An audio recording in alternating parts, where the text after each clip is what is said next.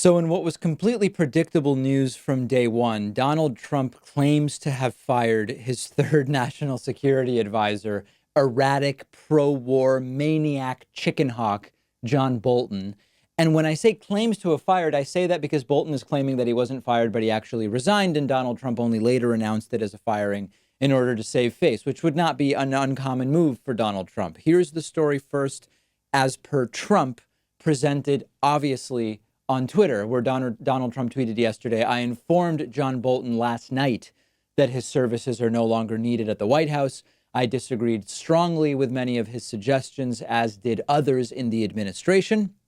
And therefore, I asked John for his resignation, which was given to me this morning. I thank John very much for his service. I will be naming a new national security advisor next week." Now, on the other hand, John Bolton's take on it is different. John Bolton tweeting, quote, "I offered to resign last night, and President Trump said, let's talk about it tomorrow."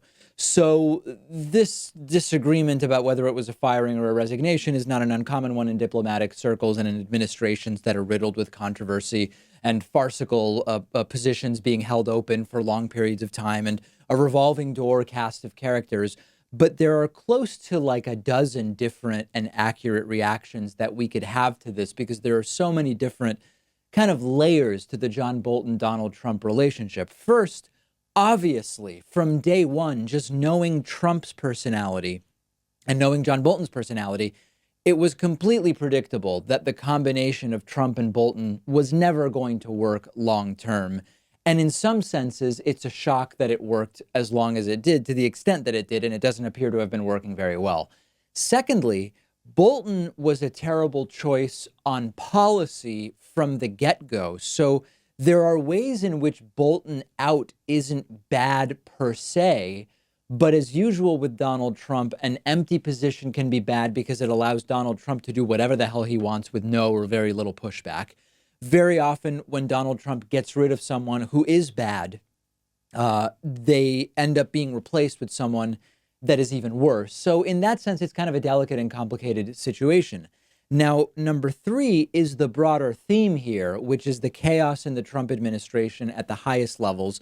Donald Trump will soon be, if he actually does select someone next week, as he claims that he's going to, Trump will be on his fourth national security advisor in his first term. And there's also a really good chance that the position ends up unfilled for a long period of time, which has been another trend and theme of the Trump administration. So if we were to zoom out, the theme or trend is incompetent people, either in way over their heads or just terrible people on policy, pushed into positions where they don't get along with Trump, ultimately fired or resign, a constant revolving door of incompetent, unqualified, or otherwise terrible people for jobs, and or that being happening in conjunction with positions just being empty for long periods of time, which is also a terrible thing in a number of different ways, which we've discussed. Now, number four may be the most immediate question in terms of impact in the short term, which is, what does John Bolton's departure mean in terms of the possibility of a specific military engagement or war somewhere on planet Earth? Because instinct is not incorrect in that Bolton is a warmonger who very likely could have been pushing Donald Trump towards war in a lot of different places. And now that Bolton is gone, is Donald Trump less likely to get involved in certain conflicts?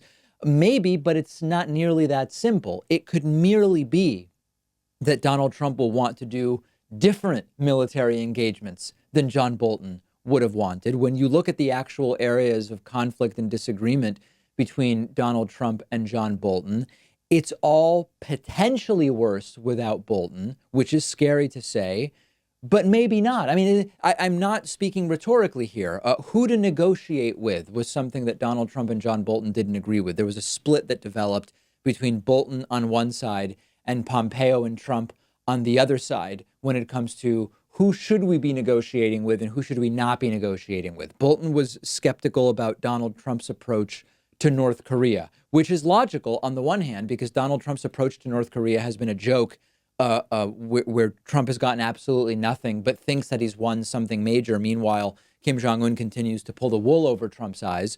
But just because Bolton disagreed with Trump's terrible take on North Korea doesn't mean that Bolton's would have been better. Bolton's might have been, let's bomb people. Let's start getting even more aggressive with North Korea. Bolton said, don't pull troops from Syria, which, I mean, this is crazy. I would love to get our troops out of Syria, but the way in which Trump did it completely haphazardly, not as part of any kind of broader plan, was also terrible. So, like, were we better off with Bolton on Syria, or are we better off without Bolton on Syria? I don't know the answer. Disagreements about whether to try to meet with Iran. So what's completely outrageous about the situation in which we find ourselves is that Bolton's ideas on most foreign policy issues are horribly backwards, but he was fighting against Trump, whose ideas and implementation of those ideas is often just as backwards or even more in slightly different ways than John Bolton represented. It's unclear who we are worse off with, Donald Trump or Bolton, when it comes to national security, which is a stunning 2019 to be living in. I want to be clear, I'm not defending Bolton. I think the guy is one of the worst chicken hawks who, I actually understand why he avoided going to Vietnam. I would have done the same thing if I was potentially draftable at the time. But he was talking about how it was something he wanted to do, even though he believed that it was lost. He was one of the big advocates for all sorts of military engagements, despite having himself gotten out of them. And again, I understand why one would do that, but this is not the type of guy you want making national security decisions. Bolton was one of the primary people involved in the neocon plan to invade Iraq twice, sold the idea to George W. Bush. I mean, truly, truly terrible. And yet he at least understands a few more things than Donald Trump and may have been slightly less bad on some issues. It's a really perplexing geopolitical sort of status quo or circumstance these days. Who wants to set the over-under, by the way, on how long this position stays open? Donald Trump said next week he would be selecting his fourth national security advisor in his first term. Do we believe that? Do we believe that that person is going to have a fighting chance of actually being confirmed to the position? I don't know. I guess we'll know in about a week's time. Let me know what you think.